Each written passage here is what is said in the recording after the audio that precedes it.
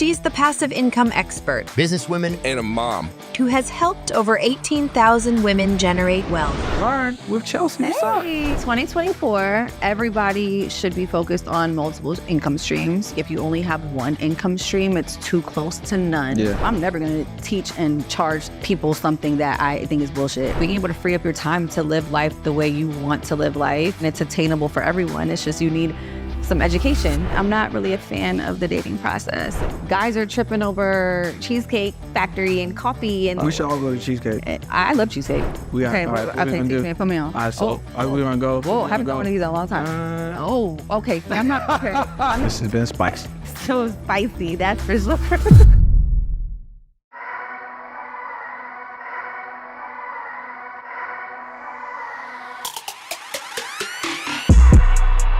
Welcome to the Art of Pursuit podcast. We interview 6, 7, 8 nine-figure earners. Today we're back in Vegas.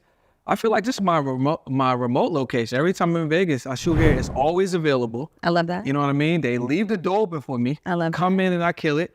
In today's episode, I have this amazing entrepreneur, businesswoman, mom, and somebody that's very, very inspirational. I've been following her over a year, and it took about that time to get here.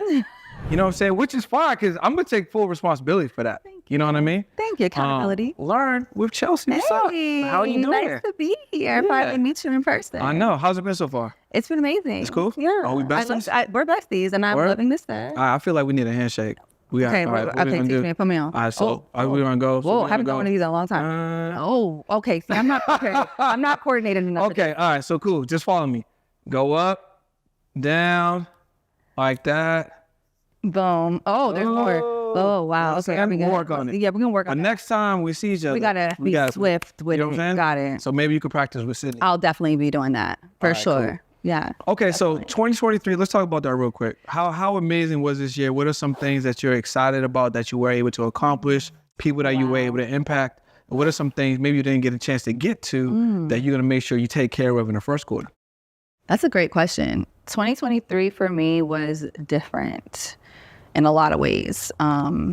So I ended a 7-year relationship, 2-year engagement last December. So it's officially been a year. And so 2023 was a full year of being single for the first time in 7 years with 2 kids. So the year started off super rough. And for the first time in 7 years of being a businesswoman, I was forced to come to a screeching halt in my business. And I just wasn't prepared. It didn't even cross my mind that my work would be affected when I decided to separate. And so it was just like, whoa, fish out of water. Like, I can't focus on business right now. I have to focus on being a full-time mom to my kids who are completely confused about what's going on, while I'm also confused about what the hell's going on with my life. And so the first half of the year was dedicated to getting my new house situated. It happened 2 months after I moved into a brand new house. Had to furnish it. It was a lot. Had to start over. I had to start completely over. And so, yeah, first time in 7 years that my focus wasn't on the growth and the scaling of my business. And so a lot of mindset shifts had to take place because I really wasn't ready to slow down at all. I'm very much in love with entrepreneurship and everything I've created. So just having to accept that this year isn't going to be all about the money, or isn't going to be all about growing and seeing what crazy numbers I could hit. This year's about turning inward and making sure I'm okay, my kids are okay, the foundation is okay, making sure my home is secure, and just my kids are in school, and just being a real mom, you know?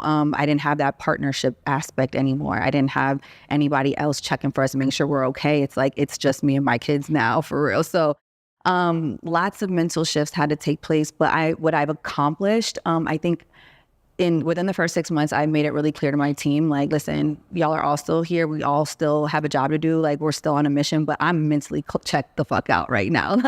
It's about me and my kids right now. And if you guys want jobs, I need y'all to really step up and help me. Because for years I've been doing this as the leader, but this time I need y'all to really step up, because I'm not okay right this second. So let's talk about that real quick, because there's 2 things that you mentioned that kind of stand out for me. So number one is, you teach thousands of people about passive income, how to get money without having to actively work for it all the time. Yeah. So when you had to halt your business, you still had cash coming in, For sure. right? Yeah, You was able to thank do God. that because of things that you put in place, Thank God. right? So let's talk about that real quick. Yeah. So what did it feel like being able to have the opportunity to actually pull back on the business without fear of income, fully stopping? Because for a lot of people, When they go through things like this, it takes them a day. yeah, and like if you stop moving, no money's coming in. No money comes in. So what did that feel like, knowing that you had that confidence to do that? Maybe some things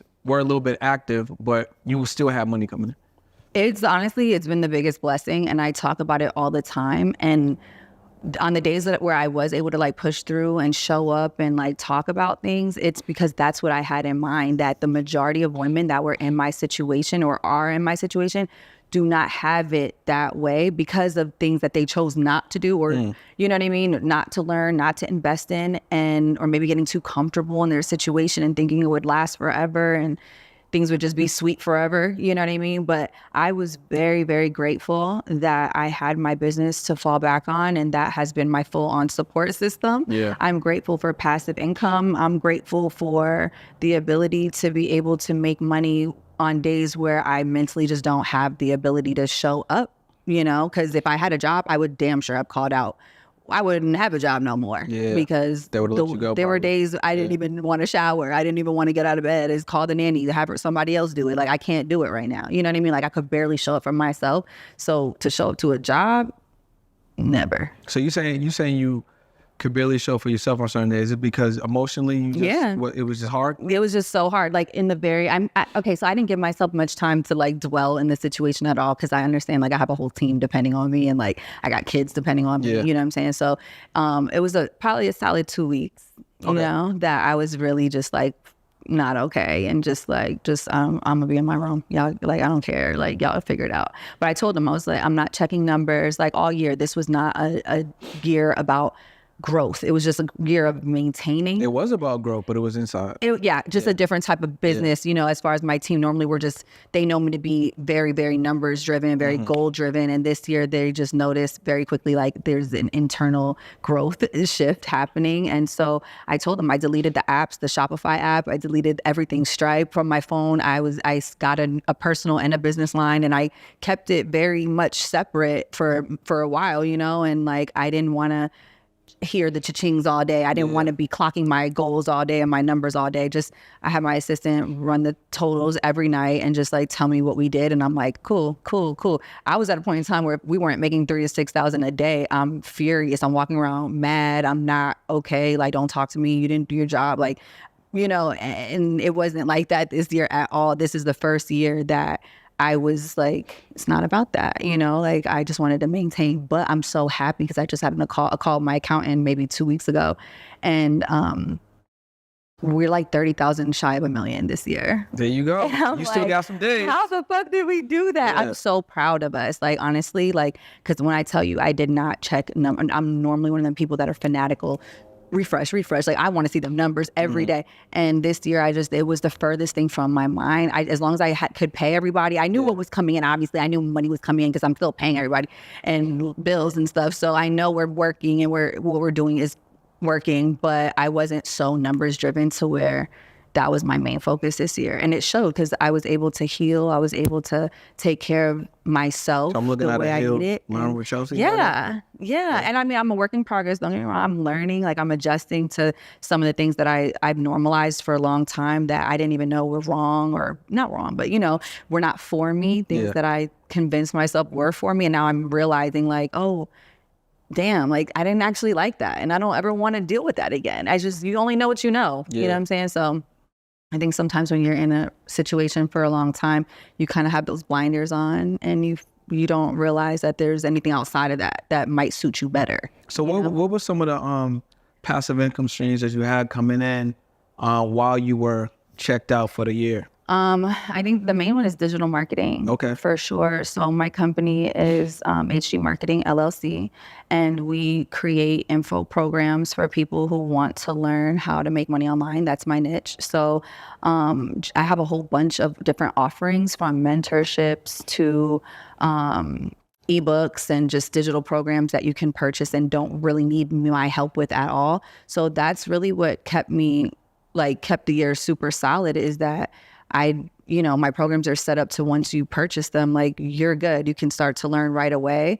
And thank God, because if I had to actually do a job and show up every single day, this year wasn't going to be that year. Do you feel like people need digital products? Like everyone should have a digital product? Oh, 100%. Like everybody? Everyone. Yeah. Everyone should have at least one. And it only takes one product to completely change your life. Like, you don't need a whole bunch of offerings. You don't need a whole catalog. You just need one solid program that you can really fixate on and market and really just, create that brand authority around, and you can really just run it up. Is there a certain type of digital product you feel like is common or people should definitely have? I think it just depends on where you're at with it. Some people have, people are into different things. Like, I talked to a lot of girls who are into lashes, and for them it's like, oh, well, let me do a training. Let me charge for a tutorial. Let me makeup artist. Oh, let me teach a virtual class or in-person class, stuff like that. And then there's some people want to do the ebook route. I do it all. Yeah. So I personally, it's just however much you plan on showing up for your audience. I think that that's pretty a relevant question that everybody should kind of ask themselves from the beginning. Like, do you want to have to engage with your audience? Do you want to be teaching live classes? How much do you actually want to have to show up for your offer? And if you really rather not, then ebooks is probably the way to go, because somebody spends $15, $20, they get their ebook and no other support is needed. So if they get this ebook, how are they selling it? Like, how they getting the traffic for? How they getting the word out about the ebook? Well, there's there's people that want to rely on organic methods of marketing, and that just means a lot of sweat equity. That means content creation, like the big monster in the room. People freak out about content. I'm like, I love content. Content get me paid. Yeah. So, I don't see the hassle. It's like, the hassle for me was getting up and getting dressed and getting in my car and sitting in traffic to go clock in somewhere. Yeah. Like, that's a hassle. Me pressing record on my phone to just show anything, anything. You can literally just show anything and put some words over it, and that's content. And people complain. It just is insane to me. But yeah, I don't know. Digital products is easy. Like, everybody should have a digital product. And traffic, you can organically traffic and create content on social media that you post, a few times a day, and let the algorithm do its thing and get you those organic views, and you learn how to nurture those leads as they come in. Or you put money behind your brand and you advertise, you put ad dollars behind your brand. And I'm a super fan of that, because it's like, I'm trying to run it up. You're going to get exposure faster that way. Yeah, I don't have time to sit here and grow no organic following. Like, we're going to do that regardless. Yeah, facts. I'm trying to get to the paper. So another thing you mentioned also was that helped you during this year of focusing on yourself is having a team. Yes. So let's talk about the team. What are some of the essential positions one would need to hire for or have filled so they can run a team, even if they're just starting? What are some key positions? The first position I had was a VA, which is a virtual assistant. So at the time, I was making money, but it wasn't enough to really have an in-house team or have nobody move out for me or come be local or anything like that. So I had a VA for years, maybe 4 years. And for the longest, it was just me and him holding it down. Rocking out. And we grew together. We learned together. And it was more admin assistance, anything that I needed help with, from responding to emails, to fulfilling orders on Shopify, to, customer support emails, to just anything that you can need operation wise. I'm not a tech person. So even though I made millions of dollars online, people, when they meet me in person and see how illiterate I am, Cindy will tell you. You don't seem very literate now. So we need to pull out something to read. We need to have a read something. I can read now, but I'm not tech savvy. So that's what I could read, but now sending an email or cleaning out my inbox, anything. I'm just not a tech person. Yeah. But so my team, I rely on to be smarter than me in the areas that they're supposed to be smarter than me. So my VA held it down for a long time. And then as soon as I could afford it, I wanted to have a local team, more in-house. It got cool. Initially it was cool. talking to everybody on Zoom. But then after a while, it's like, I want to have meetings in person. I want to be able to like connect and grow in real life with my team. So I had my an assistant, like my executive assistant. That's my right hand. She got a VA, you got an executive assistant. Well, I graduated from having a VA to now having an in person. So executive assistant. Yeah. And she works out of my home office with me every day. That's my right hand. Like we do everything together. And then I no longer have a personal assistant, but that's definitely a role that I appreciated tremendously. Having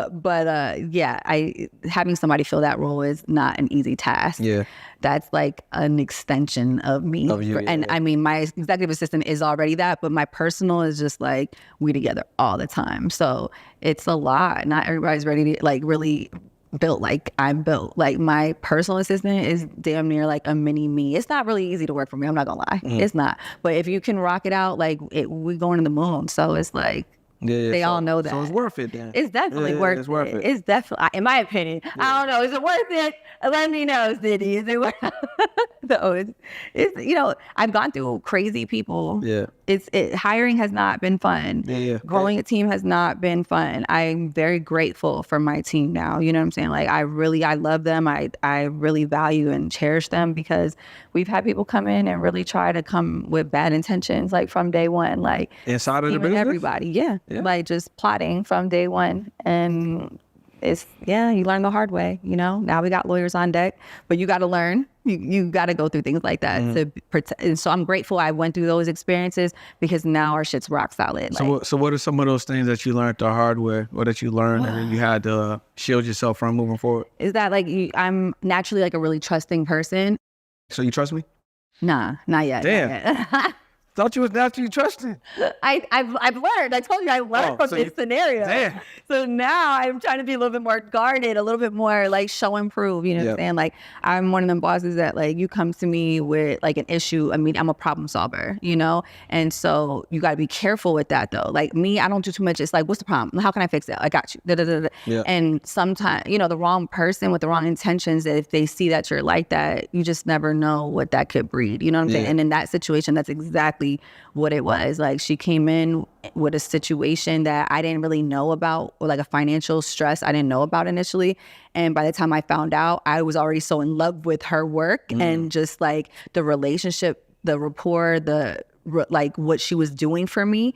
And I was just like, yo, you could have whatever. Like the way you showing up in my life, like you could really have whatever. And so that made you vulnerable. It did. I'm an acts of service person. If you come in my life trying to fix some shit, it's like you're making my life easier. I want to make your life easier, you know? And that mindset, it's like you want to be able to have that mindset because, you know, you want to be able to reciprocate when someone shows up and they do 110% for you. You know what I'm saying? When you find out that their car's breaking down, I'm like, let's go to the lot real quick. It's just like common sense. It's like, if you look out for me and I know your car's breaking down, I need you to get to work. Let's go. That's all it should be. You would think until you find out that, you know, people just not. People be peopling. People be peopling. Yeah. And you can't, so now, you know, I got gatekeepers now. You know what I'm saying? Like my team be like, that. So you got some people that they gotta go through. And at first I really thought, I'm like, yeah, y'all hating on the new girl. Yeah. Why y'all like, this one is a savage, first of all. Oh my God. It's like, shout out to Sydney over there. Sydney. Shout out to Sydney. I'm like, we're at fucking team dinner. Be nice. They're new. It's like you gotta like they're the ones like you gotta show them proof because they put in work. Like anybody join the team now. Shit's sweet for anybody now. It's like we got things laid out. We're gonna tell you how to do your job. It's like you don't have to figure anything out. We know what works, what doesn't work. You just gotta come execute it. Gotcha. You know. Yeah. But we've built that over years, so they be hazing people. I don't know. I'm nice. I'm hi, welcome. They're like, how long you gonna be here? What you coming to do? I could do that. So how does someone that's maybe gone through one of your programs or might be watching this or listening to this, how do they go from like their first digital product to building like a business around it? You know what I mean? Instead of just being like someone that just, maybe I'm a solopreneur and I learned this thing from Chelsea online. Now I have my first digital product, I'm selling it, but I want to build a business around it. How do I now put my team together or, start creating consistent passive income so now I can move around like Chelsea? Like how do I take that one product and turn it into a business? I feel like you got to just think big from day one. You know, you got to think big from day one and really just 10x your efforts. Like if you really want to grow and you want to scale anything you're doing, like whatever you did last year, just 10x that. And that's you talking about in terms of like effort, activity?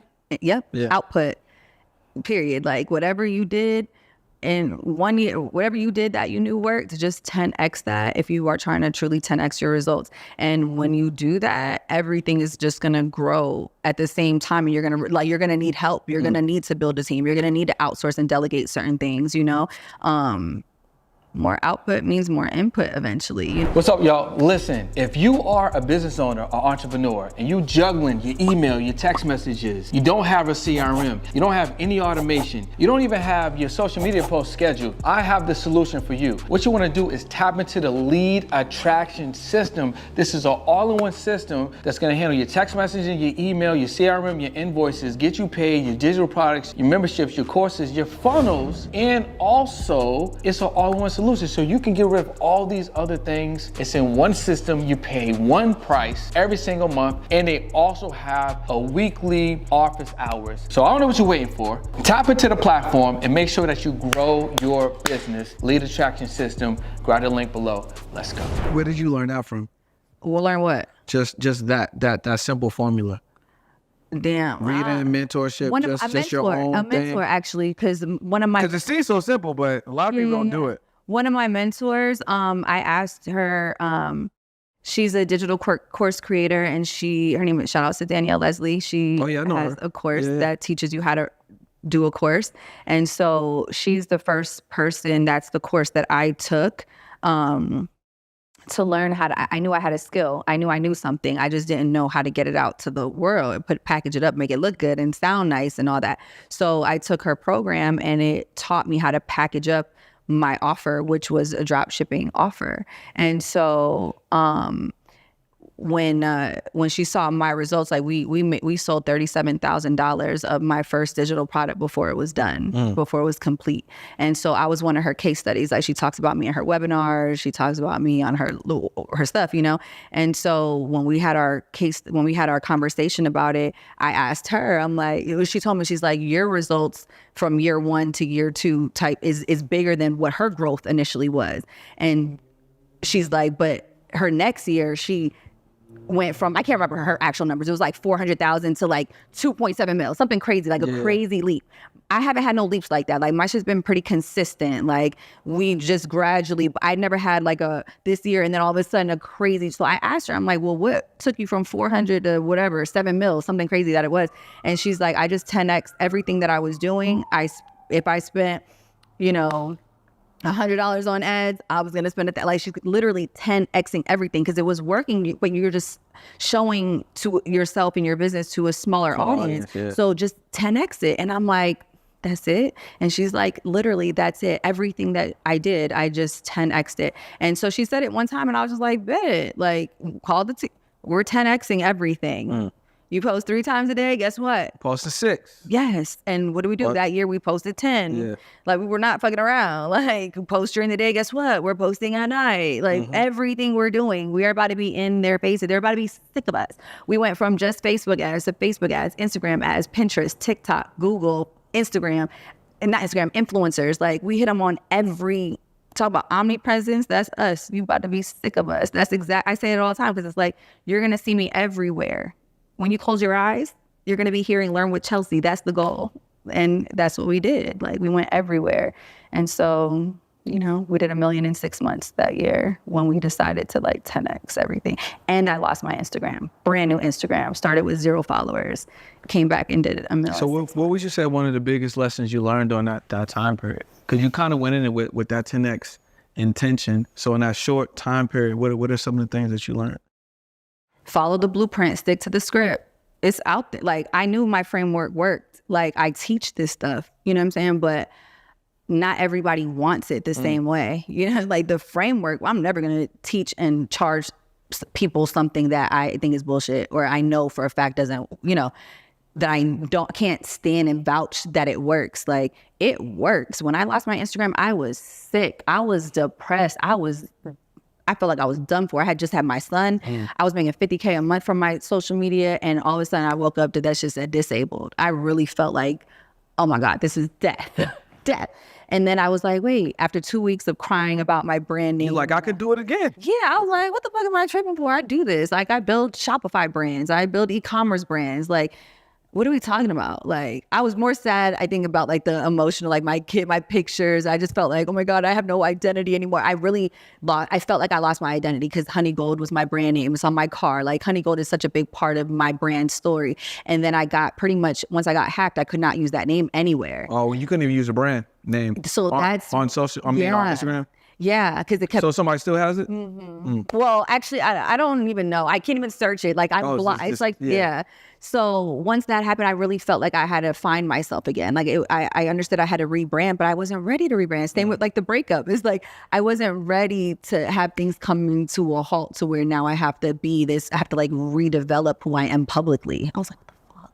Like, if somebody just took Brendan from you right now, it's like, do you come back as a podcaster? Do you come back as a this or that? It's well, like, I'm actually not, I'm really considering changing my name next year. So we about to see. To what? I got a couple things floating. The reason why I'm considering is because I started learning more about like family legacy, right? And my last name, I don't have any like connection with it. Well, first of all, my last name is a slave last name. Okay. That's number one. Number two, I didn't know my dad. Me and my grandfather, before he passed away, we almost got into like a huge fight. And then prior to that, he just kind of abandoned my mom and me. He just moved to a whole other state, new family, never connected to family. I was taking care of his mom, which is my great grandma, because he just, so I don't really have any, we don't have any core values. We have family values, no trust, no crest, no colors, no nothing. So I'm not really attached to it. You know what I'm saying? So I'm like, you know what? Sense. I might want to rebrand. Like literally start over this. When it's over. I like that. And then when I'm married or when I'm in a relationship, the name that I have, it's like it can stand for something. I love it. Because it's like what I'm creating it to be. Yeah, so yeah, that's where I'm at with it. I love that. Yeah. Well, go ahead and change it then. So you can take, go ahead and take Brendan. Go ahead and take him. I got a backup plan. I got the Seriously, please don't. He's joking. Listen, not until you're ready, okay? I'm serious because that's exactly what I did. Yeah. Jokingly, and the next day it was gone. So there's so much. He's joking, guys. I put a couple of disclaimer. Just joking. No, but what do you want to accomplish next year? What's top of the chart? So I launched a new digital product. And I'm all about like challenging myself. So every year, the minimum for my company is like the standard. We have to make $1 million. Like this year was kind of the exception just because of obvious reasons. And you're pretty much there anyway. Yeah. And that, yeah, exactly. And that worked out. So that's cool. We all get to see another day. We all get to live to see another day. But next year is back to business. Okay. Next year's back to business. So we're on we're going to kind of be documenting the journey to $1 million. I love that. I got that from who's the last person I seen do it? What's the name? A guy or girl? Okay, no. Comedian, entertainer. Oh, B Smoke? Yeah. Okay. Yeah, I watched hers. Okay, what? She documented her journey to $1 million? Yeah. Oh, did she? A couple years ago. Oh, well, damn. Yeah. Might have to tune in. That's what I'm saying. Yeah. So she was doing hair. She was doing like all the things she was doing at the time. She was just doing it all. I love that. So yeah, I'm with you on that. Yeah. Oh, God. Okay. You getting better. She getting better. Lead the way. I'm just going through motion. So you're gonna document to $1 million. Yep. Right. With one digital product. One digital product offer. Yeah. What's the price point of this one? This digital product. $400. Okay, super light. $397. Super light. So what's the number? So to get to $1 million with this one, it's 400. So how many do you need? A lot. I don't know. We're just going at it. What's the map, Cindy? I don't How know. many of this 397s does she need to sell to get to her M? Why 397? Did you say 3 not 497? No, I said 400. My fault. Okay, so you need 2,500 That's nothing. or 400 to get to the M. That's light. So you're gonna do the same format, but you're just gonna document this. Yeah. So I've done it in the past with programs that cost anywhere from $2,000 to $5,000. And so obviously much bigger price point, but I'm adapting to the economy and to like what's obviously been going on. And so I'm like, let me meet my audience where they're at so that there's no rebuttals, just gave me an idea challenges. I'm like, a smooth 400 is not going to break the bank. And it's going to allow you to start generating money right away, which is more than what I was able to offer with my previous programs that are more long-term. They're mentorships, they're 8 weeks, there's time. So they're going to get like a whole, is it a program? Is it an ebook? What is it? It's an MRR product. So it's a program that comes with master resale rights, which is just a freaking no-brainer because the minute you buy it, you can resell it. Yeah. So it's like I'm coming from the world of selling physical products where we have to do a lot of product research, a lot of, there's a lot more variables to having longevity and scalability with a product and offer. Now it's all digital, 100% profit. And because you can resell it same day, it takes out the guesswork of, is this going to be a winning product? Yes, it's a winning product. Just resell it. Start marketing right now. 100%. Right now. You make one sale, you make your money back. All right, let's do it. Oh God. Again. What? Wait. Come on. Listen, I got too much on my brain to remember handshakes. What now? This. Listen. Hold on. Listen, you did. Relax, calm down. Gotta remember, my memory is shot. Bring it on. Oh my. Now what? Pound it? Oh gosh. Okay. Seemed like more steps this time. That's because I love the idea. I think they can learn a lot from that, so they can buy. What part? What idea? The part. That's a no. So that's a no-brainer. Spend 4 on it. They got the master reselling rights, so they can just resell it one time, get their money back. Yeah, I have students that are like, Chelsea, I got my store up in 15 minutes. I made 2 sales the same day I bought it. I'm like, well, God dang it. Like, that's like, who's the winner, me or you? We both win it. Everybody win it. Period. Like, you just got to believe in yourself. Just getting over that initial hump. People are just so scary right now. And I get it. There's a lot of riffraff out there. There's a lot of, it's hard to tell. So you're going to document that on what platforms? So we're starting a podcast. And so my goal is to shoot 3 times a week. And one of the days, the episode be dedicated to the journey. Okay, gotcha. So what worked this week, what me and my team focused on this week, what fires we had to put out this week, what didn't work, what did we have to reassess, revamp, how much money actually came in that week with this new program, this new product. So I'm putting all my other programs on the back burner. I'm just focused on this purposely showing people that this could be done with one single program. And so I'm just going all in and documenting the journey, and that episode for the podcast weekly will be dedicated to that journey. What's the name? Can we say the name of the podcast? Or you want to hold back? I haven't quite announced it yet, but I'll say it. Okay, let them know. Okay. Let them know. Tell right there. Okay, y'all ready for this? So it's going to be no money, no honey. Ooh. I like it. All right. Okay, so my brand before it got hacked was Honey Gold. So everything in my life was honey. Get money with honey. Everything. Honey Glow was my body butter collection. Everything is just honey related, right? So instead of it being N-O, like no money, no honey, it's going to be K-N-O-W. I like it. No money, no me, no honey. I like it. So it'll be 3 days a week. And one of the days is going to be dedicated to more of my personal life, dating, mom, personal. The other one will be the documenting of To the Million. And then the third one is going to be a collab with my homegirl who's a chef out here. And we're going to have like a eating segment where we either like talk over food or we cook and talk, or something where we get catering and we review it, something like that. But it'll be like a food component on the third day. All right. So basically you're saying that if they don't have no money, they can't have no honey, basically. No, that would be N-O. This is K-N-O. Oh, I know what that is, but I'm saying. That's what I'm saying. No, that's what we talk about. It's no, knowledge, no. But let's be clear. Yeah. No money, no honey. Yes. To answer your question, that's accurate as well. Got you. So with dating now, no money, no honey. I had a feeling that's where we were going with that. Yeah, that part. So is that a goal in 2024? What? As well? Dating? Mm-hmm. Yeah. Mm-hmm. It's the goal. Is it? Mm-hmm. Well, how big is that goal? It's to be dating. Dating, I don't think was ever the goal, honestly. Dating is not the goal. Marriage is the goal. Family is the goal. Yeah. Partnership is the goal. Unfortunately, I have to do some dating to get there. No, you have to. Yeah, it's unfortunate. I'm not really a fan of the dating process. Why not? It's just rough out here. How's it rough for women? It's wild. How do you feel like it's rough for women versus it being rough for men? We just get approached by we have a lot of Options. I guess. And I don't know, like I'm a woman with a lot to lose. Like I have a lot going on. So it's just hard to tell people's intentions. It's just hard to kind of decipher between what's what. And, you know, I'm a mom now. I'm not just dating for myself and for my own fun and pleasure. It's just like, no, there's like, this is important from day one. It matters. Do you have like is it like an intro process? An intro process? Yeah, so like if you meet, so like a vetting process? Yeah. The gatekeepers are the vetting process.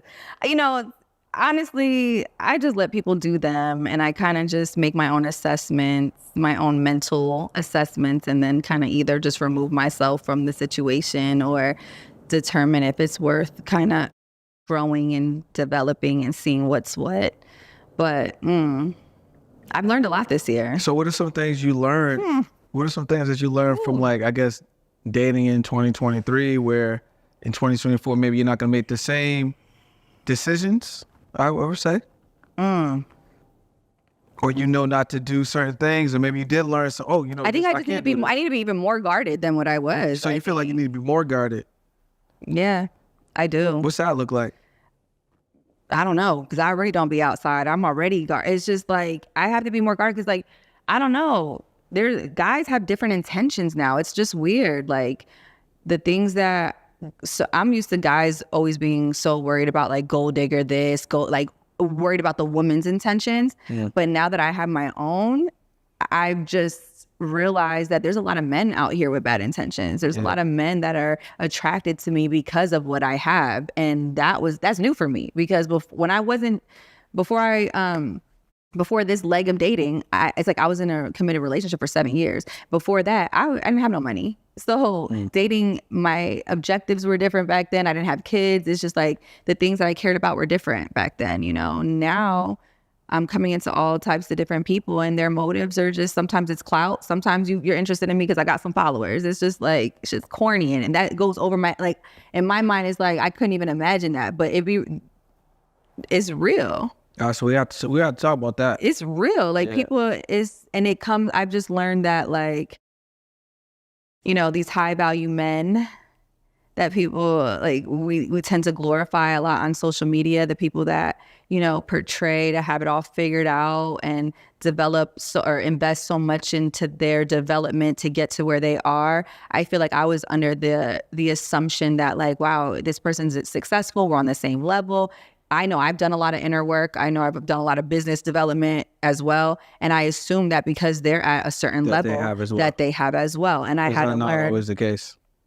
Had to learn that the hard way. You think be perpetrating out here. The money doesn't mean. I didn't know. Yeah, you know what I'm saying? I'm used to dating people who, you know, really lacked, like, people who get street money is what I was used to. So I was really I was very excited to start dating people with a different mindset. It might be different. Yeah, and so I'm like, oh, the entrepreneurs, like, we're gonna be, you know, that's what I thought too. You know, dating for me hasn't been easy as well. I feel it was a little different. What you struggling with? What have you noticed? What haven't I noticed? What's up, y'all? I'm standing in the middle of the street and I'm willing to risk it all because I want you to grow, whether through paid or organic measures. Over the next 5 days, the Audience Growth Challenge, we're going to be teaching you podcast guesting strategy, video marketing strategy, social media predictable viral creation strategies, the power of radio and digital PR. And these strategies are what you need to grow your business over the next 4, 6, 9, even 12 months to skyrocket your success. So if you want to join the challenge, all you got to do is click the link below and join the Audience Growth Challenge and join it as a VIP. Let's get it. So marriage is scary. I'm a little petrified a little bit, but I do want to get married. Okay, that's good. I do want to get married, but I am a little nervous. I ain't gonna lie. Mm-hmm. Why? What makes you nervous? Because I feel like it puts you in a very vulnerable position. It does. It puts you in a very vulnerable position, right? You don't know. All right, so let's say, again, I'm gonna use your example. Okay. Let's say we just met, things is rolling, a year in, 2 years in, feeling good. We gonna take it there. It's only been a small amount of time. I've had friends I've known like decades longer than I know you, right? Right. So because we're spending so much time together and the emotions is there, things are speeding up. You know, we both want the same thing. It looks like, so boom, now we're in the space. I don't really know you that well. Technically, I know you well, but it's only been 2 years. Like, how much can you prove? Like, how much can you go right? through? You know what I mean? Yeah. So now I'm like, I want that, right? So we're in a vulnerable position. Are we getting prenups? Depends. So we getting prenups, right? So we getting prenups or postnups or whatever. We gotta protect ourselves. I'm pro that. Okay. Yeah, I'm pro that.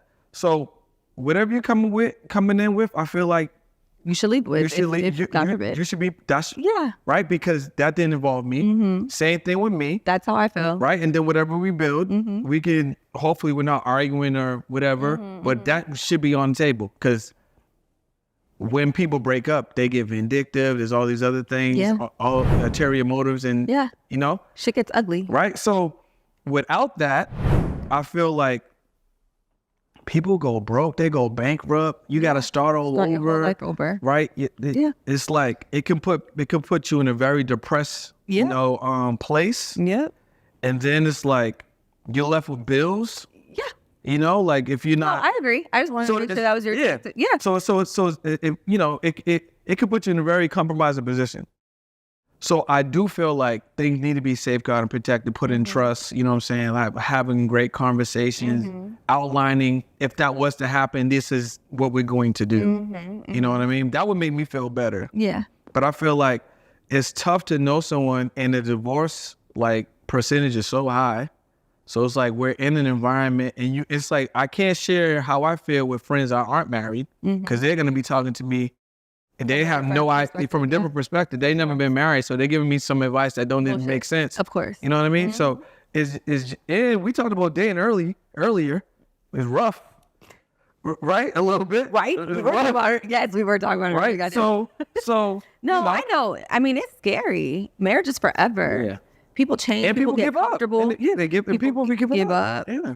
It's the comfortable for me though. For me, I think getting too comfortable is like a big no-no. Like you should always be trying to really grow and learn and relearn your person. You know, we're always evolving, and so you can't expect things to stay the same for both parties at all times. But you have to kind of just continue to fall in love with each other and get to know each other. You know, grow with each other, not apart.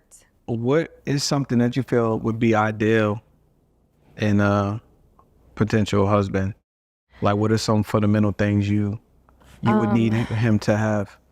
Major ambition and drive, because I make people feel a type of way if they don't have extreme level of drive and ambition. I feel like you're someone that can inspire. Yeah. You like, but I could also yeah.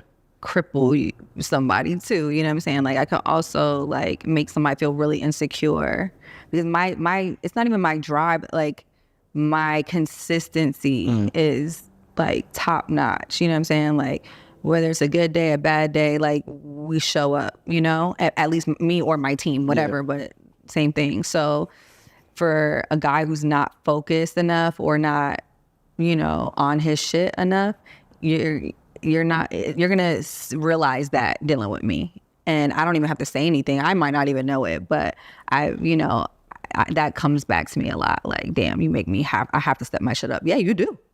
Fucking with me, you ain't got no choice. Yeah, and it should be like that both ways. Yeah, I feel like that's a good thing. It should be like that both ways. Yeah. It is a good thing. I mean, but there can be a competitive. Okay, so the reason intentions is important and just communication is because, like, you know, for the woman like me who's like, I don't have to date someone who absolutely makes X amount or makes more than me or makes this and that.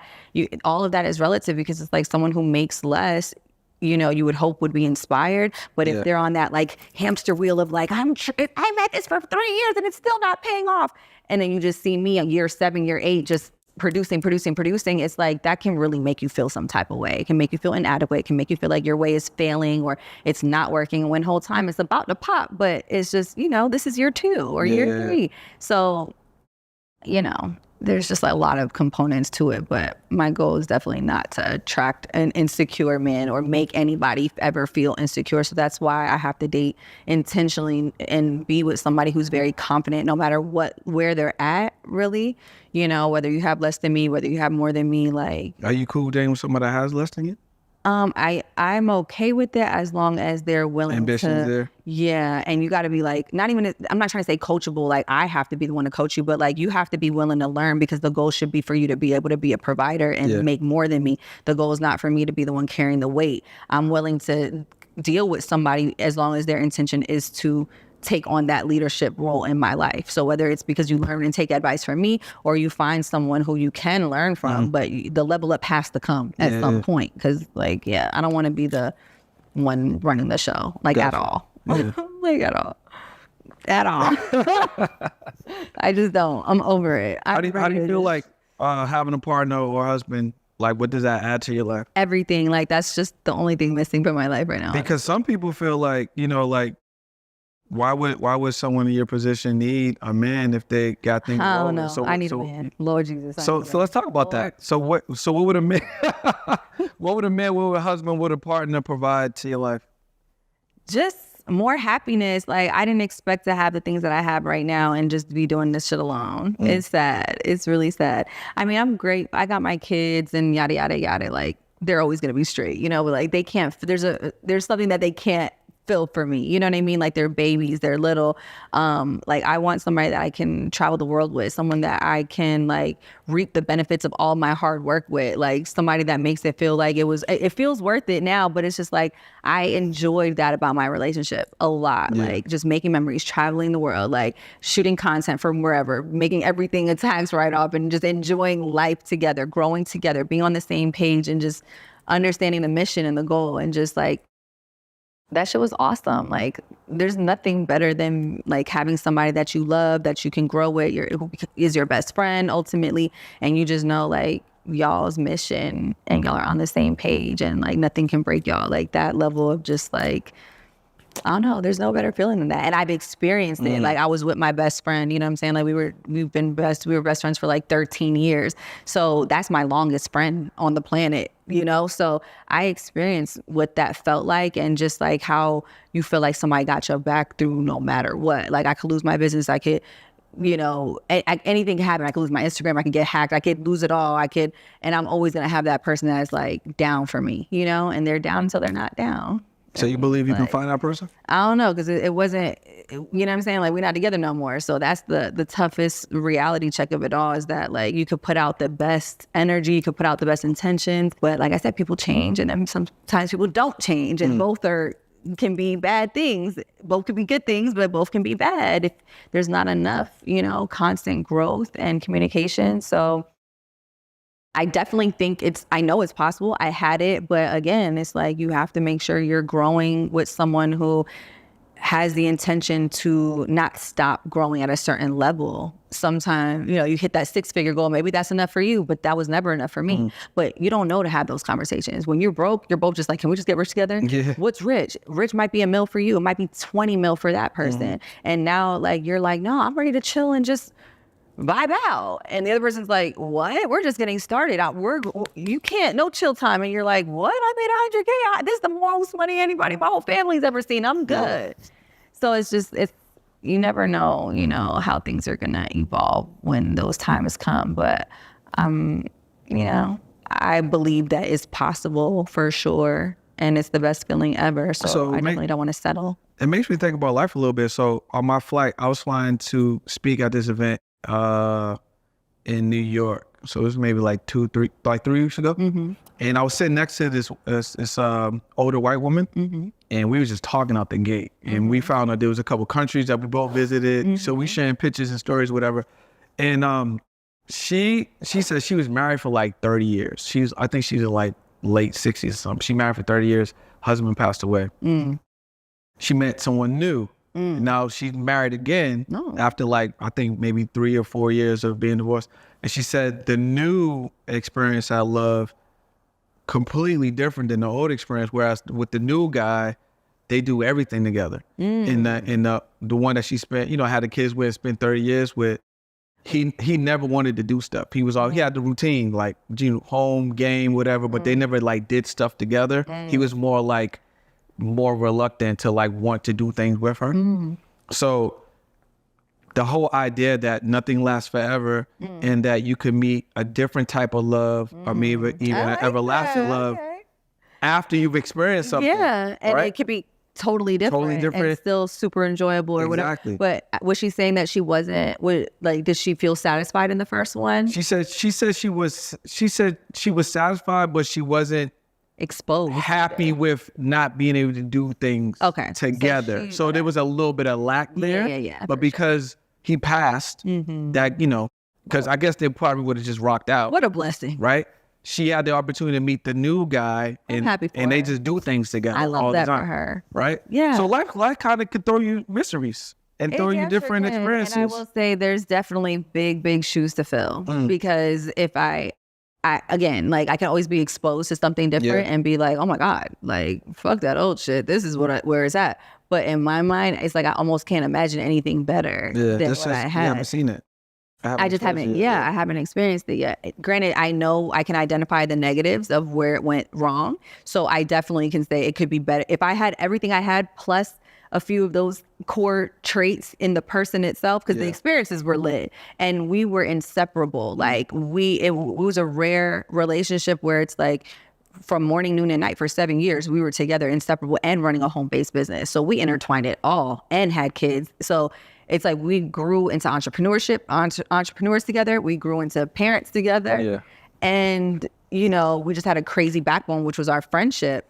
And the times were lit. Like we had very similar personalities. We loved to travel. Like we had very similar interests in that way. So it was like literally doing life with your best friend. But there were negatives of just like him as a person that didn't mesh with my needs. And that can always be better. So I think, it's like a tough, because it's like, damn, are you looking for perfection? Like they have to be exactly what you're looking for and offer the lifestyle that goes with it. It's a lot. It's definitely a lot. It's a lot. Yeah. But I think that's why it's important to know who you're seeking, who you're, what's the word, like trying to court or trying to approach. Like you got to do a little bit of research.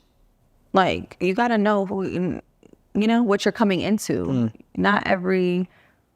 You can't approach every situation the same way.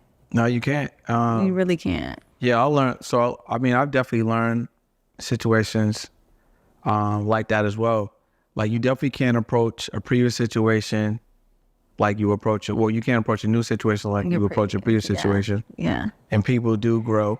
Mm-hmm. But at the same time, you also have to be okay with being vulnerable, sharing with someone how you feel so you can have that opportunity to go to the next level. Because if you never do that, it doesn't stand a chance. Yeah. But then you have to also be okay with if it don't go that way. Now your business out there, Yeah. pillow talk with 5 niggas in the year. No, it's like all of those things like really play a role because it's like you want to be vulnerable, you want to be honest, but then it's like. And sometimes the one that you want don't want you.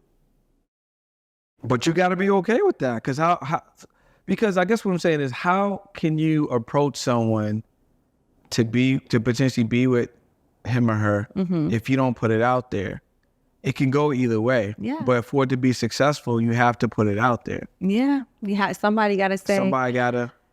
I want this to be something. Yeah. And if it ain't, and if it's not going to be that way, you also have to be okay with walking with that. away. Yeah. Or, no, I agree. That's a good point. And that can be tough too. Because I as a woman, men are going to want you. It's just, do they want you the way that you want them to want you? Like, and men too. I mean, sometimes there's a woman that you want to be with. She don't want you like that. Yeah. Or maybe she's not ready for you. Yeah. And you got to be okay with that. No matter how much you feel like she might fit in the equation.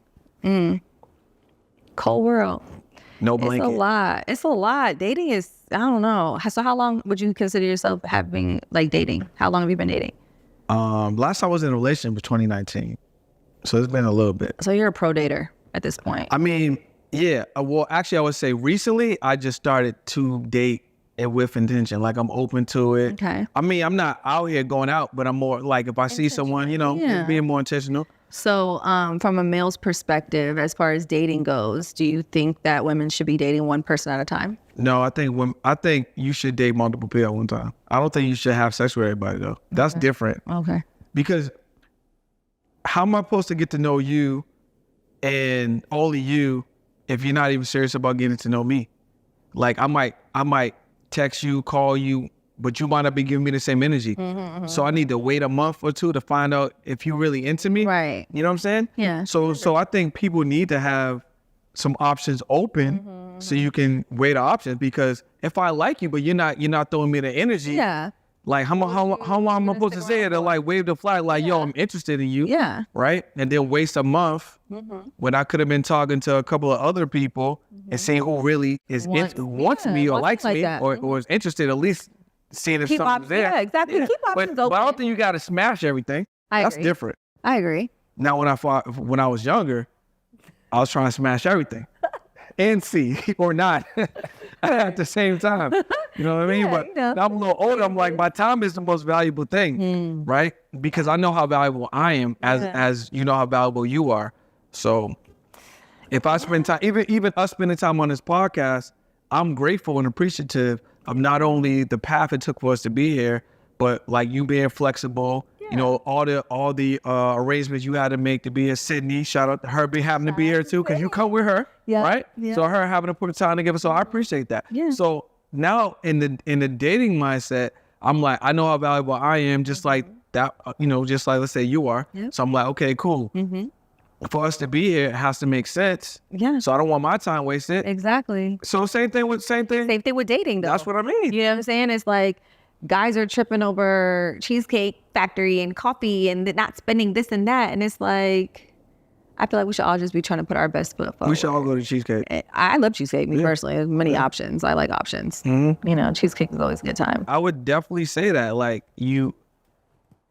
it's crazy out here. It's crazy out here, but I do like the conversation that we started to go into, and I need more detail, whether it's on camera or off camera. But like, which one? Those because I have a friend right now, like, because I told you my little situation is really new, right? But I have a homegirl who's straight out the gate, like she plays the whole game. Straight out the gate, she's just like, what we doing? Not what we're doing as far as like, but if you're pursuing her on that level where you want to have sex, you want her time, you want her attention, you want to be like, not first week or whatever, but like if you coming in with any type of, she's like, well, what are you doing for me? And it's like, it's not wrong. Yeah.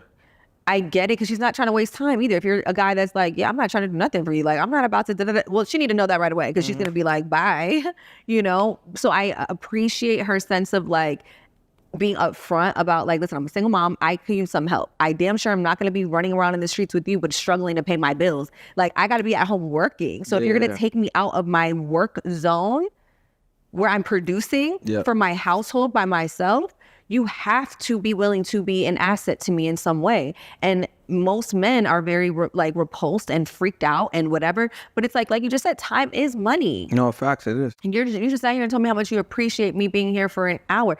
Like, just doing what we're doing. So if we were on a date, as much as it's pleasurable and this and that, it's still valuable time. It's like, we both get paid thousands of dollars by the hour. So it's like, definitely, granted, there's a payoff with this, and maybe there will or will not be with the person that you're on a date with, but it's like that mutual respect of understanding that, like, me getting here and giving you my undivided attention and all these things consistently should come with some sort of effort on your part, like to want to contribute to making my life easier in some way, or at least getting to know how you can make it easier in some way. It can't just always be about a link up. Like, it can't always just be about a fun time. Like, I'm a grown ass woman with grown ass obligations and responsibilities. So if you're trying to really be a part of my life, we got to talk about some important things. Yeah. Nah. And I'm not, it's like, it's awkward because I'm just, I don't know, like, those are uncomfortable conversations. You don't want to be perceived a certain way. You don't want to be perceived as like, oh, well, no wonder she got what she got because she's out here asking men to pay this. And like, no, it's not that. But at the same time, it's like, this is what I come with. And if you're trying to come into my world, you have to be prepared to assist in some way. So they're just uncomfortable conversations. I don't even think they're uncomfortable. I think they're just necessary. They're necessary. Why they gotta be uncomfortable? They're just regular conversations. Because I feel like for the type of man that I'm looking for, but it's like, I don't know if that's even fair. The type of man you're looking for, would it be uncomfortable? You're right. It shouldn't be uncomfortable, but I just feel like a man should do what he's supposed to do and know to do it. Why does a woman have to be like, I got something for you. I got something for you. So okay, let's think about my situation, right? So I didn't have a dad, no older brothers, I didn't have a mentor until I was probably in my 30s, right? I grew up in a house of a number of women, you know what I mean? I've been through multiple deaths, traumas, you know what I'm saying? So I've been someone that's been seeking, investing in my personal development, you know, like being empathetic, being intentional, doing the work, reading, audiobooking, manifesting, vision, and all of that to work on becoming a better me. That's great. But and I became aware of the things that I'm aware of. But a lot of men aren't aware of themselves nor aware of these tools that they can use to grow. Yeah. So if I am someone that has a little bit of the stuff that I'm working through that I may not even know that is there, I'm putting my best foot forward. Yeah. But I may not know that my best isn't what you're expecting because maybe I'm just not self-aware yet. Right. And I'm not able to have a conversation with someone I'm truly interested in for her to tell me to look over here a little bit. Where would I get that from? And I don't want to, and I don't want to ruin it with you. But if you don't let me know, how would I know? You have to let me know. Even if you're like, yo, Brendan, this is what it is. Like, we can't rock it for like a month. We just need a break. Like, these are the things that are important to me, and you know, lovingly, you've been violating. So. Like, go work on you. Like, you know what I'm saying? Who am I gonna get it from? Especially if I can't, let's say I can't even talk about you to my friends because they'd be like, bro, she's with you. Like, you know what I mean? Because that's what a lot of us are in. Yeah, you're right. So if I'm not gonna get it from you, who am I gonna get it from? You're right. And you're like, Sydney, don't tell him. He got to figure it out. See, if she were here right now, she'd be like, told you. Day one, let them know. Like, I'm just not, I don't know. Yeah. I'm just used to dealing with someone who, There's nothing wrong with that. I was a fiance. I'm used to, we've had those, it's like we grew into that together. Yeah. So the needs were visible for both of us as they were happening in real time. You know what I mean? Yeah. I never had to have that conversation. Like, can you help with this? Because it's like, we're in it together. Yeah. So it's just, I feel like, you know, but like, that's a good perspective, you know, and some people just don't. Because we all grow, know what you know. We come from different families, different backgrounds, different experiences, different lay of the lands, different parts of the country or the world. Just the stigmas, I think, that social media has put on certain topics, you know, submissiveness or gold diggers or women asking for this or expecting that, men expecting this and expecting that. It's like all of those topics have just been, and so you just hear different perspectives and how they register to people, and you're just like, whoa, like you just don't even want to say shit because it's like you don't want to be perceived. At least I'm talking for myself because I know a lot of people, they're like, I don't give a fuck how I'm perceived. I'm gonna let it know what, and it's like I respect that too. But me personally, it's just like I'm not ever trying to come across as like a certain type of way. I don't want to rub nobody the wrong way. Like, I'm always trying to be mindful. Like, I don't want to make nobody feel no type of way. So you're nice. I'm nice. You know, I'm nice. There's not a lot of people out here. You're nice. I'm nice. But I think I need to not be nice. I don't know. I just... Where you going there? You a little bit... You say you got a little bit more guarded? Yeah, I'm a little bit more guarded for sure. But I just... Yeah, like my friends are just like, yeah, I'm willing to give that grace to people. Yeah. Because I understand the no father, the no this, no mentor, like same with me, you know what I'm saying? Black men is systematic though. Exactly. So you have to give us a little bit of... I do. You know? And then I end up in this position that I'm in, single mom of two, because I gave grace for longer than I was supposed to, you know what I mean? And that's tough. It's so tough because everything, you know, I built my brand edifying a relationship. I catapult that whole existence. We both walked away millionaires separately, you know? And it's like we did what we were supposed to do. Everything, you know, I held down my best friend since the day he came home from prison. Like day one, we were in a relationship. Day one, we were like, let's really rock this out and prove the world that we could do this shit, you know? And so to have that crumble after so many, it's like, damn, this is not how it's supposed to go. But this is what it, you know, it's definitely, we're in the right, like we grew apart, and seeing how things evolved, it's like, damn, I see why God made me be such an independent woman in that relationship, and why he kept me so focused on... Yeah, you're in a position that a lot of women may not have been in, or will not be in, because your foundation is strong. Thank God. Yeah. And sometimes when that happens, like you get divorced or you break up, whatever the case may be. Lose it all. And it sucks because like you never think that your best friend or your life partner, whatever, like put you or leave you in a situation. You know what I'm saying? But like, actions are completely different when someone loves you or wants you and is happy with you than when shit goes south. It's like all that goes out the window. You know what I'm saying? That's why a lot of those important conversations about divorce, prenup, breakups, those need to be had. Didn't even happen. You know what I'm saying? Because like They gotta be happening. They gotta happen early when y'all feeling good, when you're happy. feeling good. Exactly. Exactly. So, you know, I'm glad I was prepared. I'm glad that no matter how comfortable our situation was, like financially, I'm glad that I never allowed myself to just kick my feet up and be like a kept woman. Like I always had the drive to be like, let me just make sure I'm staying on top of my growth, my development, make sure I always got my own tools, my own skill sets, just in case I got 2 kids. Like this is what I'm living for now. You know, anything can happen to him, anything can happen to me. Like I got to make sure I'm sharp at all times. And I didn't think it would pay off because we break up, but now that we're broken up, I'm like, thank God. Because the day we ended things, literally, the day things were over, I just had to ask myself, like, what am I going to be outside of like the heartache of it? Like, problem solver. Like, what, as you walk out the door, what role is leaving? I can't replace the father part for my kids, but like, for me, what were you doing for this household that needs to be replaced? And that role got filled in 24 hours. Gotta do what you gotta do. Life has to go on, you know? So just had to figure out like, okay, what gaps need to be filled now so that my family structure can continue in as normal of a structure as possible, you know, whatever that's gonna look like now. Like, how can I buffer this for my kids as much as possible, you know?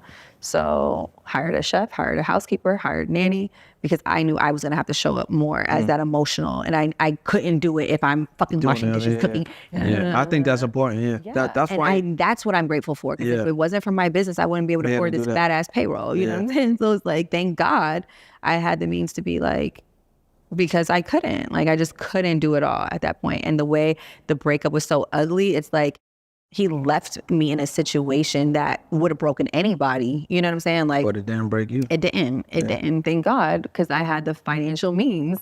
Because it would have. It really. I hate to make it all about money, but I had just moved into a 5,000 square foot home with no furniture, and now a breakup where it's like so many things that were just meant to like really cripple me, and like it was all financial. Like, you know, I had to furnish a house that should cost $50,000. Had to be done. You know, no ifs, ands, or buts. Like, I could have dragged it out throughout the whole year, but then my kids would have been feeling awkward without bedroom set. I didn't want to, you know. So it's like a lot of things had to just pivot, and if money was a thing, you know what I'm saying? Like, it was needed, it was required.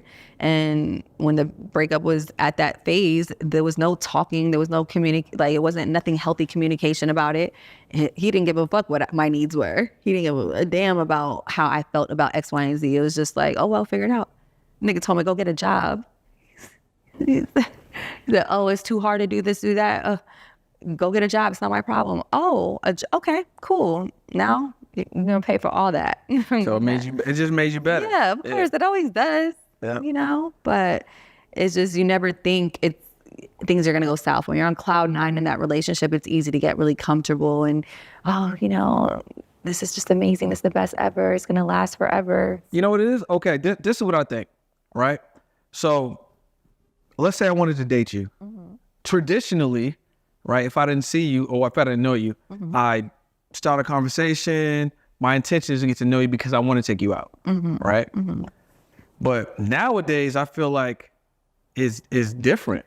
Oh, it is. Guys don't want to court. So what I'm saying is, it might be, I feel like I need to talk to you more to get to know more about you even before I do that part. That's what I'm saying. Yeah, communication. Yeah. And yeah, I feel like a lot of people struggle with that part. And it's like, how do you even know if you like me? We haven't even talked. But that's what I'm saying.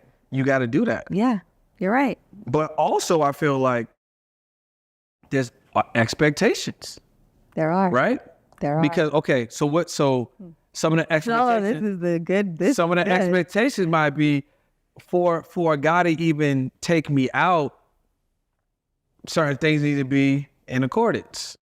You're so right, because I have these conversations with my homegirls often, and I do have the friends that are like, at that, like, If you wrapping me up and I'm out at dinner with you, then I can't be at dinner with this one. So what you doing about that? But that's what and I'm I'm saying. like, damn. But how can you can't even get that in such a short window. That's how I feel. You know, but you know you're right. There's a lot of people that they're just like, you're not going to waste my time, buddy. Like, enough people have wasted my time. So if you like me, you got to really set yourself apart. And it's like, I don't really agree. I mean, I agree, but I don't. But that's not, it's not the measure of it. It's not. But does setting yourself, I mean, you can speak for your friends here that are not here.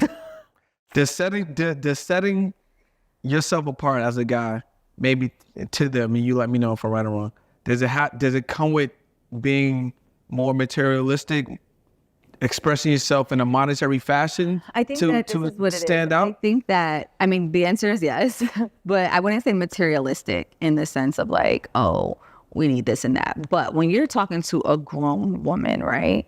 And you kind of like, there's levels, right? Yeah, like, I agree with that. If you're going to come into the life of a single mother who has nannies, who has, you know, I say nannies because it's like hanging out with you is going to cost me. Yeah, that makes sense. I have small children. You can't come around we can't do that yet. So that little coffee date you talking about taking me out on just cost me $150 because now I have to hire a nanny. So it's costing me money to hang out with you. But think about this. I agree with you, right? But if we don't know that, how would I know that it's costing you? And if the guy's not emotionally mature enough, he may be insulted by the mere fact that you know what I'm saying. It's like that's the issue. But that's what I'm saying. So the question needs to be, why do I here, baby? Okay, so the question needs to be how to have that uncomfortable conversation, because not every woman enjoys having that sit down. Like, all right, well, we've known each other for X minus 10 minutes, and we got bills to pay. It's not really we're not trying to come across that way. Yeah, and it's not like. That's not the goal or the objective, but it's just like, damn, we want to know straight out the gate. Like, are you coming to add to our life in some way? Can men be like that? Can men be like what? Can a guy meet you with his intentions during the first time that he meets you? He wants sex right away. Yeah, but he's not telling you he wants sex right away. Not. Most men are. Please. Just so they make you're not like you. Just because you're not yeah. I mean, we know what it is. No, we all know what it is. You're trying to play, the ice and wine and dine for 2.5 seconds doesn't mean that, you're going to deal with that shit for an extended period of time. Yeah. Or you're going to start dating other people to get that somewhere else while you know what I mean? Like, there's always a catch-22 because if we like you, we don't want to know that you are holding off sexually with us, but you're still smashing 5 other people while you're getting to know us. It's like, if we rocking, we rocking. We're trying to but there's expectations and there's things that need to be talked about. Well, when is too soon is the question. When is too soon to introduce that, like, hey, hun, hey, babe, we've kicked it like 3 times a week for the past month, and like every time it's actually cost me a pretty penny. Did you know that? Like, it's just kind of, and then like you said, it can rub you the wrong way, but it's like social media is our catalog. When you hit me up, you see what it is. You see what it is. You see I got kids. You see that they're little. Like, you may not know all of my needs, but if you're coming into my life, I'm like, there's things going on. And so hopefully you're coming in with the intention of being an asset and not just, just here to be here. Like, nobody needs that. You know what I'm saying? Like, I need solution-based people in my life. I need people to come into my life who have goals of making my life better, and vice versa. Like, I'm not trying to be a part of nobody else's life if I can't leave it better in some way. You know what I mean? 100%. Or help you get to that whatever next level or whatever. But yeah, so if your intentions are to date without those expectations or without needing to have to do any of those things, then you just might need like a younger girl who doesn't really value that type of like partnership and help at that level because they're young. They're wild. A good time is just like, partying and having some drinks. That ain't, what the fuck? So you gotta know. Send me home with my kids drunk as hell. That ain't. Nah, that makes sense. So you gotta know where you are, and then obviously, like you said, with the levels. Yeah. But I think you also right. Like with someone that's mature, you can have that conversation. You can be a little bit more direct with the communication, your attention, and what it would be like, and you would respect that. You would like that. I'm big on intention. Yeah. Yes. Like being intentional. Like if you just see me as a good time and nothing serious and you're not even, it's just, you're only attracted to me. It's like, I would prefer to know that and then handle that accordingly. You know what I'm saying? Like, unfortunately, that's not where my intentions are though. Like I'm looking for a husband. So there's a way I carry myself and then there's a way I don't carry myself because I don't want to ever let that be misconstrued. Like I'm not out here 21 years old, like, oh, let's just go crazy. Like, no, I'm grown as hell. Like my life is stable and straight already. Like I'm only looking for someone who can help me maximize what I've already done. I want to talk about that too. We touched on a lot. Relationships, passive income, digital products, prenups, postnups, all of that. We got a new handshake. Practice with Sydney. We're gonna continue working. So next time I see you, it's gonna be crazy. It's gonna be effortless. Right? Yeah. So, is there anything that I guess you want to learn for sure in 2024 that you didn't have time for, like the new year, something brand new? In 2024, that you want to add to your life, to your business? Yeah, real estate. I want to get into real estate. So, like capacity on the investment side.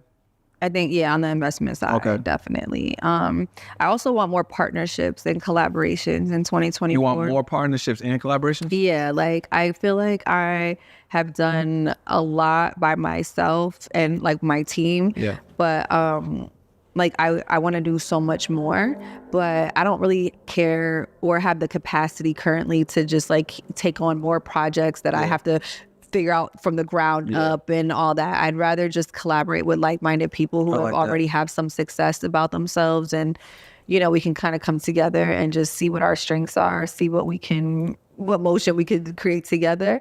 I'm not really trying to like from the ground up anything by myself. It was fun. I enjoy it, the challenge of like that, but right now, just because of all that's on my plate, I just think it'll be funner and more exciting for me to be able to connect with other people and create magic together, No, I like that. Yeah. I agree. So for me, and I say like would be like mergers and acquisitions. Like I'm into like buying businesses now. I like that. Yeah, I like that. Because they're already moving. So organisms they got system and processes. There's people working there. That's another one. You're right. CEO already. Yeah. And I know some people that are in that, even in Vegas, and it's awesome. I'm like every day, every few days, it's like, so I'm an owner of this. I just bought this. I'm like, like you got a content studio, ice cream shop, a bakery, like. And you can, and there's so many different ways that you can purchase them. Like you don't need your own money. It's kind of like real estate. Like you could do seller financing, you could do a leverage buyout, and you could come in there like just on an equity play. Like for instance, let's say there's a hair salon. Okay, let's say there's a hair salon. Let's say they don't have no social media. They don't really have fire lead generation. You know what I'm saying? And let's say they don't collect the data. So you can come in and say, hey, listen, I'll get a stake of equity. I'll make sure I'll put a subscription place, in place, subscription option in place. I'll make sure you have all your data. I make sure that, we have fire content on social media. I'll add it in a YouTube channel, like whatever you're gonna add it. Yeah. And you'd be like, okay, you're currently making, let's say you're making $250,000, $250,000 a year. So anything that we make above $250,000, I'm gonna take 20. Let's say anywhere from 30 to 40%. Yeah, I like that. But now you're an equity owner. Maybe you put in 10,000. Yeah. Or maybe no money, but you're bringing in all these other assets. Like the coaching makes the business more or valuable. Consulting or something like that. Maybe bringing the digital product part of it. And then any money they make over a quarter, you guys have your split. I like that. Right? And then you could sell it back to them in a couple of years. They can buy you. They can buy your position out. That's smart. That's what I'm working smarter. Yeah. I like that. Yeah. But I'm with you on the whole like working with others. Yeah. Especially in the podcast space. This is the major play of working with others. 100%. You get to connect with like-minded people. Yeah. On your podcast. I would have never met you if it wasn't podcast. I know. Right? Because I would have been like, I would have been in DMs like, the gatekeeper. Hey, what are you doing? I'm gonna pull up. Who's in you? I'm pulling up. Password. Could we do coffee? Oh God. Like, right. Like that's not gonna work. So listen, cheat code. If you want to meet people, Third podcast. Yeah, just to have a podcast, bring some value, and then you can at least do something with that. I agree. You know what I mean? Yeah, I agree. 100%. Yeah. No, this is awesome. This is great. Yeah. Is there anything else you want to share with the people? 2024, everybody should be focused on multiple income streams for sure. If you have, I always tell everybody, like, if you only have one income stream, it's too close to none. Yeah. And that's a dangerous reality for a lot of people. And I feel like, a lot of people are suffering and struggling with a lot of financial stressors right now in today's economy. And a lot of it could be solved if they just had more income coming in. And so learning about passive income streams is just a no-brainer to me. It allows you to free up your time, which is your most valuable asset, period. So being able to free up your time to live life the way you want to live life is such a blessing, and it's attainable for everyone. It's just you need some education, you just need to learn how to do it. You need to learn a way to create passive income. And so digital products is my big play for 2024. It's been my big play for the past 5 years. So yeah, I'm just out here trying to encourage people more than ever, especially now that I'm a single mom living the life of like Yeah. It's like, I'm so thankful for it. And as a mom, I love spending time with my kids. I love the freedom that comes with having success. And so I'm blessed to be on this side of it, because most, single baby mamas they out here struggling. Yeah. You know what I'm saying? The kid is a byproduct. It's just, the trickle-down effect is something serious when that's the reality of what we're dealing with. Single moms raising children by themselves and also struggling to put food on the table. What is that creating? Yeah, I really love that message. And that kind of goes back to what you said in the very beginning. And it's like everyone should have a digital product. Everyone. And being a single mom, you could still monetize without having to physically put labor, time out there with you spending, because you can spend 8 hours making $20 an hour, which you're really only earning half of that.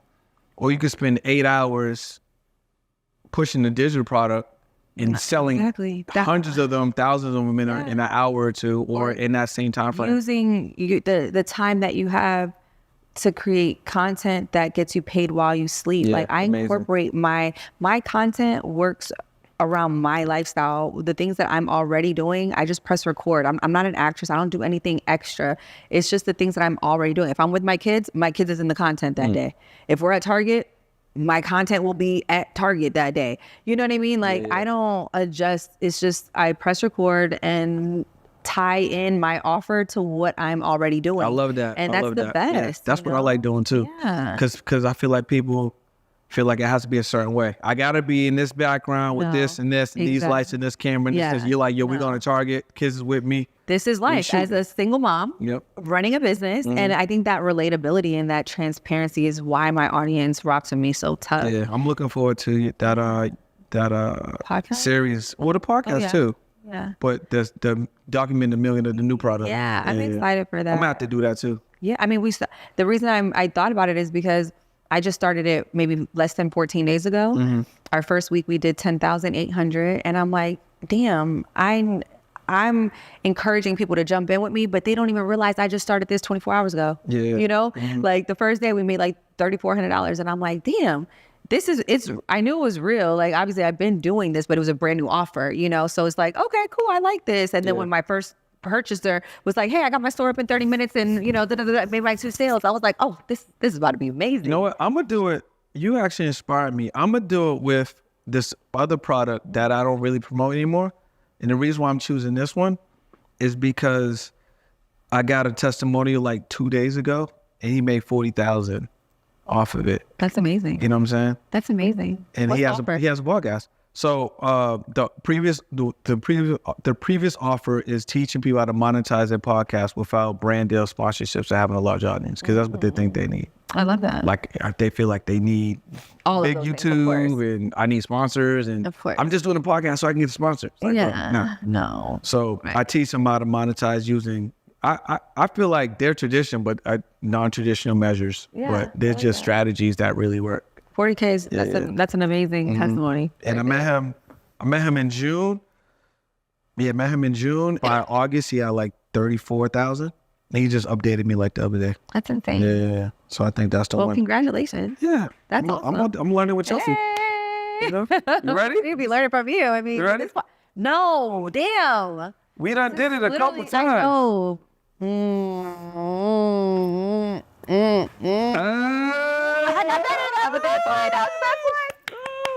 Listen, y'all, been another episode of the Art of Pursuit podcast. That's Learn with Chelsea. Make sure you get a digital product this year. Please. No excuses.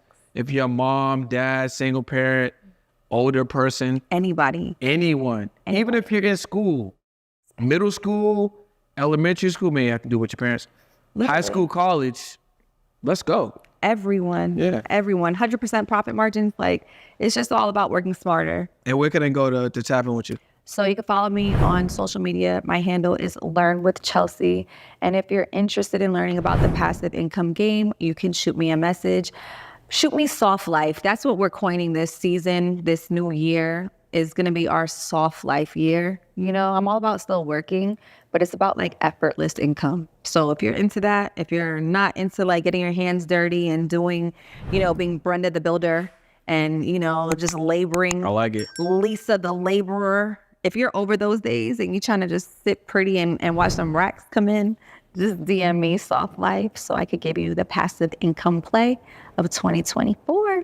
And we'll see you guys on that episode. This has been Spice. Bye.